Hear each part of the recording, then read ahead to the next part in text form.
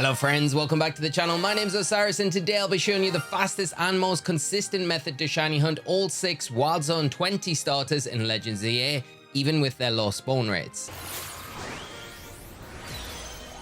And just to be super transparent, this video is actually sponsored by 8BitDoor, so a huge shout out to them who sent over their new Pro 3 Bluetooth controller. And I've been using it a lot ever since Legends Z-A dropped, especially for those shiny hunts. The custom button mapping and turbo functionality, along with its easy to set macro functionality, makes repetitive loops and reset cycles way smoother. And you'll see exactly how that comes into play later in this video, but more on that in just a moment. In the last video, we looked at Wild Zone 20 and how you can increase the alpha spawns from just 2 all the way up to 6 at once. That worked by moving Pokemon away from their original spawn points, which caused the game to refill the empty spawn slots, letting us stack more Pokemon in one place than usual. And that same principle also works for starter hunts as well. Now recently, Papa Hefe figured out a loopable setup that increases the total number of spawns in the fire starter area in Wild Zone 20 from 2 up to 7, which massively boosts how often Charmander and Tepig appear.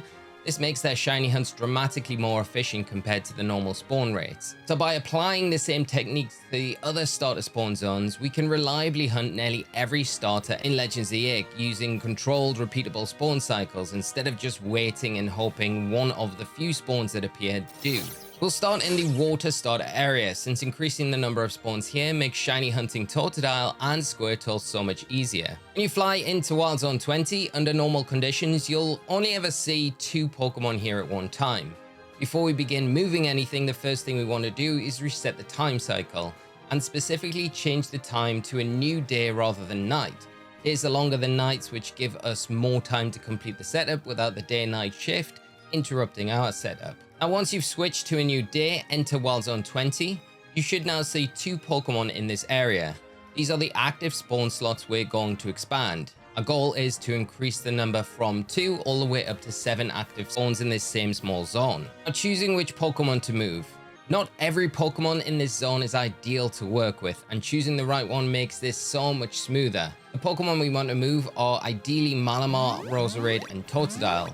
These 3 will consistently follow you when aggroed. Alphas are also totally fine. They're normally more eager to chase you as well, which actually helps. But there are Pokemon to avoid moving. I'm not saying these Pokemon can't be moved, but the following are definitely slower and can be a little trickier to move as well. They are Squirtle, who often stops to use Iron Defense over and over, Dragalge, who kind of just stays in one spot, which barely chases at all, and then there's Gardevoir, which is extremely skittish and easily despawns, which can throw everything off. If you load in and don't see a Malamar, Totodile, or Roserade, just fast travel out and back in to refresh the area until one does appear. Once you have one, go directly to the Pokemon we're going to move, stand right over its exact spawn point, and drop a pin on the map to mark where it originally spawned from. This is quite important. The entire method depends on knowing the distance between the spawn point and the new temporary location we're going to give it. Now get the Pokemon's attention and begin leading it around the outer path that wraps around Wild Zone 20. Move slowly and keep checking behind you. If the Pokemon hesitates or stops chasing you for any reason, just circle back and re-aggro it, then continue along the path. When we're moving it, we're waiting for one specific moment. The red eye icon above its head will eventually disappear when it's out of range. This means the Pokemon's about to snap back towards its spawn point, and this is our exact cue to open the menu and drop a hard save. After saving, immediately close the game and reboot. And when you load back in, the Pokemon should now be far enough away from its original spawn point. This is what we call breaking the leash, or what Papa Hefe coined breaking the leash, and we're definitely running with it. Now, if it isn't far enough away from the pin you dropped earlier, just reload and lead the Pokemon a bit further along the path, then repeat the save and reboot process. Next, we're going to send the signal, coined again by Papa Hefe, and again we're going to try and popularize this term because it's just, yeah, peak Hefe. So we're going to send the signal to the game that the spawn slot we just emptied should now be refilled. Exit Wild Zone 20 through the main entrance, but just bear in mind don't go more than 70 meters away from the Pokemon that we've moved while doing this. More than 70 meters will likely despawn it, and you'll have to start this whole process again. Now, once you're outside the gate, position yourself on the opposite side of the fence facing the Pokemon we've just moved. Drop a pin right on top of it, and then walk 60 to 70 meters away. I personally use 65 meters consistently, and it's a good middle ground which seems to work. Once you're at that distance, drop another hard save, close the game, and reboot again.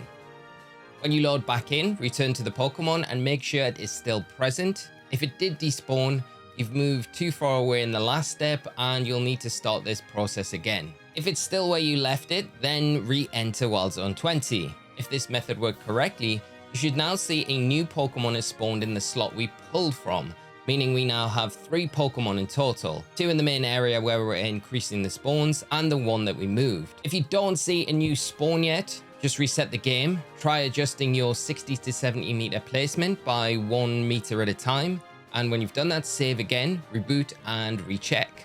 Once the new spawn is confirmed, go back to the Pokemon we moved originally, get its attention and lead it back towards the original spawn area. It doesn't need to be perfectly placed, just within 50 meters of that original spawn point. Keep an eye out when moving it back for that red eye symbol to disappear. When it does, drop another save, reboot, and then fast travel back to Wild Zone 20. Now when you enter, you should see 3 Pokemon consistently spawning in this zone. And from here the method is pretty simple, just repeating the same set of steps. Pull another Pokemon out, break its leash at 50 plus meters, leave the wild zone and send the signal at that 60 to 70 meter radius. Confirm the added spawn slot has appeared in the wild area. Bring the moved Pokemon back within that 50 meter radius, fast travel back to the wild zone, and then repeat until you have 7 Pokemon in this area. Now, one thing worth keeping in mind as you work your way up to all 7 spawns is where you pull the Pokemon from. This area is actually split into 2 hidden spawn groups. One side has 4 spawn slots and the other has 3.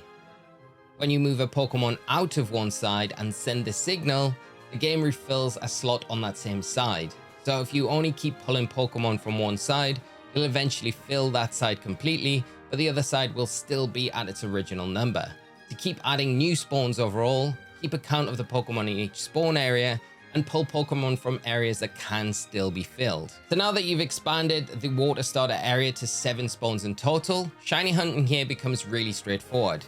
In my opinion, there are 2 main ways that you can reset the spawns and speed up the process of getting a shiny Totodile or a shiny Squirtle. The first method is fast traveling back into Wild Zone 20. This refreshes all 7 spawns instantly, and in my experience, it's definitely the fastest way to cycle through shinies in this area. The second method is the bench method, where you can change the time of day, back and forth, and force the area to respawn every time that you do this. This works just as well, it's just a bit slower because of the fade transition screens that you see every time night goes to day or day goes to night. Either way, once the 7 spawns are set up, you're now getting 7 shiny rolls per reset instead of 2, which dramatically increases your odds of seeing Totodile or Squirtle show up shiny. And this is also where the 8BitDo Pro 3 controller comes in really handy. Using the controller's custom software, I could easily set up a simple macro that can repeat the reset sequence on its own, meaning I can leave the game running while the controller keeps refreshing the spawns for me. And it doesn't require any tape or bands to do it. You just simply program it in, press a button, and leave it running. It's literally that simple. It's so convenient. This works for both the fast travel loop and the bench method, even benching and walking into areas so you hit every spawn, which makes the whole AFK shiny hunting method way more efficient and way easier to do. Now we've covered the water starter area in this wild zone, we're going to cover and apply the exact same system to the grass starter area. This is where you'll be hunting for Bulbasaur and Chikorita. And just like the water zone, this area can also hold up to 7 total spawns when fully set up, but the distribution here is slightly different. You're going to find 4 hidden spawn slots on the right side of this area and 3 spawn slots on the left. You can access this area directly from the Centrico Pokemon Center. There'll be a gate opposite this, and this will take you into the area where these grass type Pokemon spawn. So again, make sure you're pulling Pokemon from the side which needs to be filled up as you progress. Before we do anything, start by switching to a new day at a bench. Same reasoning as earlier, longer time window, no mid-setup interruptions. Once that's done, enter the grass starter area and take a look at the 2 Pokemon currently on the field. For this zone, the Pokemon we want to be moving are going to be primarily Roserade and Bulbasaur. We want to try and avoid moving Gardevoir and Chikorita. If you don't have a Roserade or Bulbasaur in the field, just run around 80 meters from the area and back again until one does appear. Once you've got a good one to work with, go directly to the Pokemon and again stand on its exact spawn point and drop a pin. This gives us that reference point that we need for the distance. Get the Pokemon's attention and then begin leading it along the outer path again, just like we did with the water zone. Keep checking behind you. If it stops chasing, circle back and re-aggro it to keep it following you. Then when you're at least 50 meters away from the pin, watch the red eye indicator above its head. As soon as that red eye disappears, drop a hard save, close the game and completely reboot. This again is breaking that leash, meaning the Pokemon is now stored far enough away from its original spawn point. Now that the leash is broken, we need to tell the game to refill that slot it came from. So exit Wild Zone 20 through the nearest gate. Just make sure, like before, we're not moving more than 70 meters away from the Pokemon while doing this, or it will despawn that Pokemon. And once you're outside the gate, stand directly across from the Pokemon on the other side of the Wild Zone fence and drop a new pin on top of it. Then turn and walk 60 to 70 meters away. I'm using 65 meters again as a good middle ground and drop another hard save, close the game and reboot once again. Load back in, return to the Pokemon and then re-enter Wild Zone 20. If this method worked, you should now see a Pokemon spawned into one of the empty slots that we moved it from, meaning we now have a total of 3 Pokemon from this area. If the new spawn didn't appear, just again reset and adjust the distance by 1+ meter and try again, as variances here can make this happen. Once you do get that new spawn in and it's confirmed, get the original Pokemon's attention and lead it back towards the grass starter area. It doesn't need to be placed perfectly, just within that 50 meters of where we pulled it from. So when the red eye disappears again, drop a hard save, reboot, and then leave Wild Zone 20 through the gate. The important difference here to the water area is do not fast travel back to Wild Zone 20 for this zone. I don't know why, but it seems to disrupt the spawn anchoring here. So instead, just step out of the gate, drop a pin and walk 80+ meters away to despawn everything in this area. Then return to the gate and go inside as normal.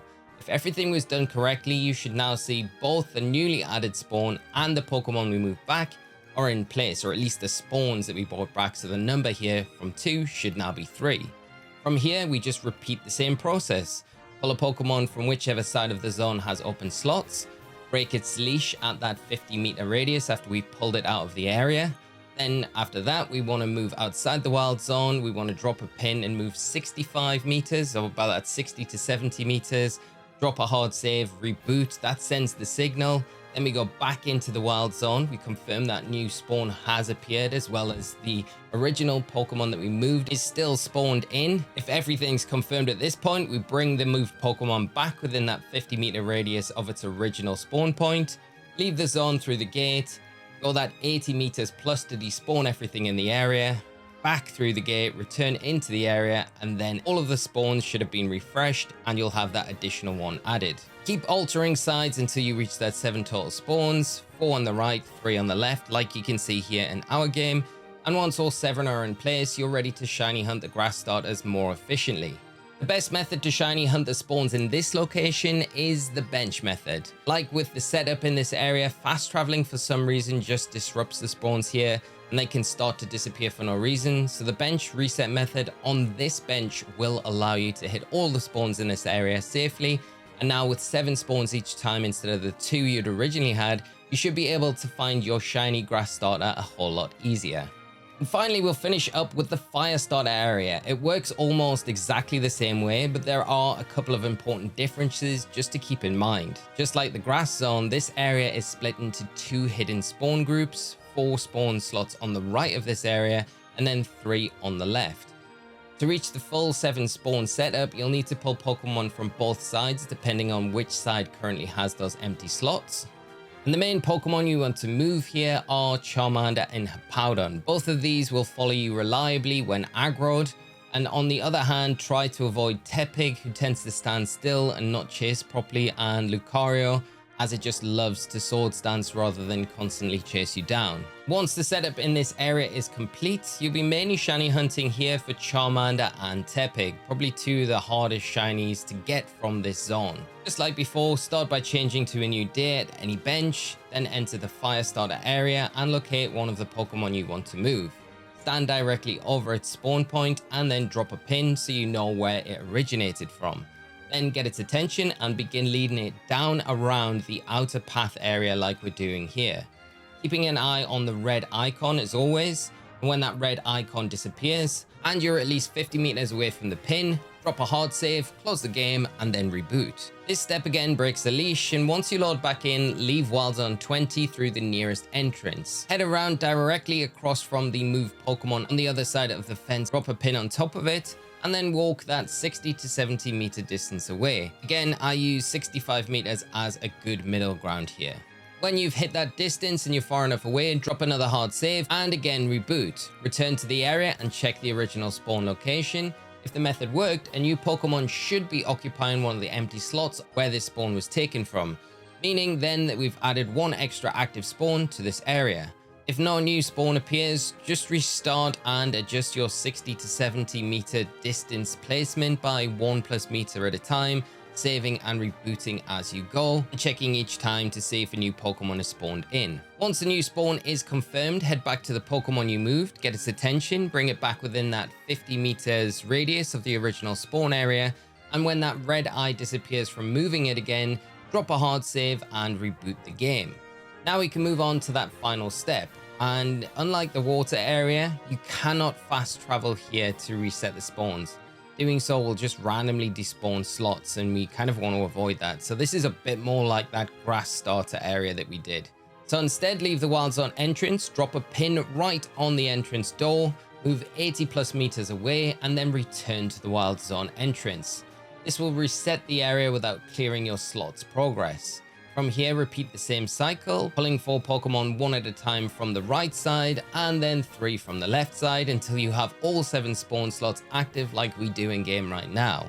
Once the area is full, shiny hunting begins, but again, no fast travel here and no benches unfortunately in range for a bench reset either. Instead, this is going to be a good old-fashioned soft reset method. The best shiny hunting loop for this is to head to the bench in the water starter area. Start a new day at the bench and drop a hard save. From here, run to the fire starter zone and check for a shiny amongst the 7 spawns in this area. If no shiny appears, reset the game and just repeat this loop. It's not AFK friendly like the water or the grass starter zones that we've covered, but once the 7 slots are active, your shiny odds are way better than they were before. And this is actually how I landed my shiny Charmander earlier on, after only a couple of hours of running this route. Hopefully your luck is just as good for shiny Charmander or Tepig, whichever one that you're hunting. So that's how to overspawn the starter areas in Wild Zone 20 and shiny hunt all 6 of these Pokemon much more efficiently. Once again, a huge shout out to Papa Hefe for the original loop setup, and I hope the adjustments I showed across the water, grass and fire zones help you track down those shinies, or even better, alpha shinies. If you enjoyed the video, please do leave a like, it really helps out. And don't forget to subscribe to stay up to date with all of our Legends Z-A content. And if you end up getting any of the shiny starters using the methods that we've covered in today's video, let me know which ones in the comments below. I always love hearing your results. This method's still very new, so we'll probably learn even more about how these spawn systems work. If any improvements or updates come out, I'll have a follow-up video ready to go. Thanks so much for tuning in, friends. Have a great rest of your day, and I'll see you all again in another video very soon. So until then, take care and bye-bye.